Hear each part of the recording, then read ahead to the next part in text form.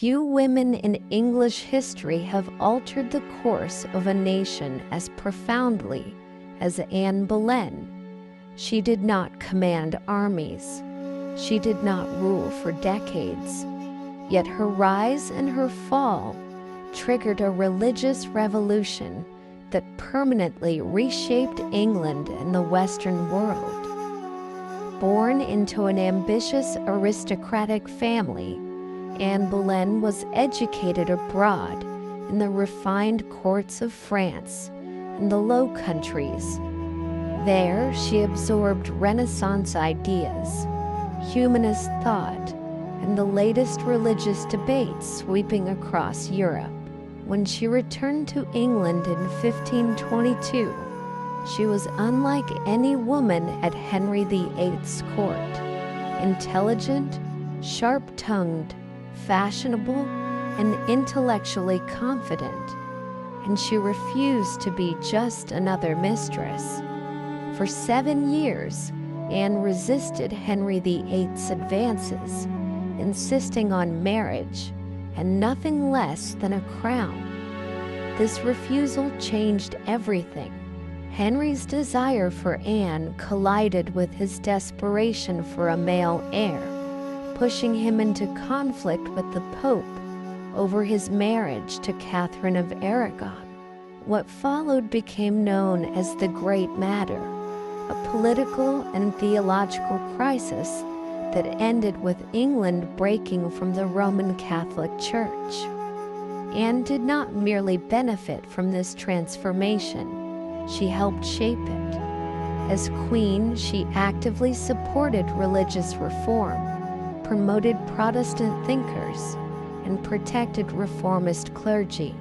She encouraged Henry to approve the English Bible, making scripture accessible to ordinary people for the first time. Anne Boleyn was not a silent consort. She was a political and religious influence at the heart of Tudor power. But her position was fragile. The Tudor dynasty rested on the need for a male heir, and Anne's failure to provide one placed her in constant danger. In 1533, she gave birth to a daughter, Elizabeth. The child would one day become one of England's greatest monarchs, but at the time her birth was seen as a disappointment. Subsequent miscarriages deepened Henry's frustration and cooled his affection into suspicion. At court, Anne's intelligence and assertiveness earned her enemies. Her sharp wit, refusal to submit, and growing influence threatened powerful men, most notably Thomas Cromwell, Henry's chief advisor. As Henry's attention shifted toward the more compliant Jane Seymour, Cromwell moved decisively. A web of accusations was constructed: adultery, incest, and treason, charges so extreme that many historians now view them as entirely fabricated. In May 1536, Anne was arrested and taken to the Tower of London. Her trial was swift and brutal. Despite defending herself with clarity and composure, she was convicted by a jury that included members of her own family. The verdict was almost certainly decided before the trial began. Anne faced her fate with remarkable dignity, even making dark jokes about the executioner's task. On May 19, 1536, she was executed by a French swordsman, becoming the first English queen to be put to death on the orders of her husband. Anne Boleyn died branded a traitor. History, however, tells a different story.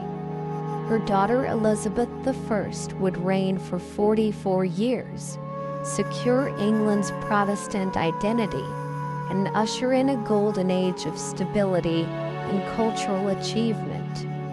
In doing so, Elizabeth vindicated her mother's vision, proving that Anne Boleyn's influence did not end on the scaffold. Anne's life reveals the true nature of Tudor power: brilliance balanced on the edge of danger, ambition punished as often as it was rewarded. She was not simply Henry VIII's wife. She was the spark that changed England forever, and that is why her story still refuses to fade.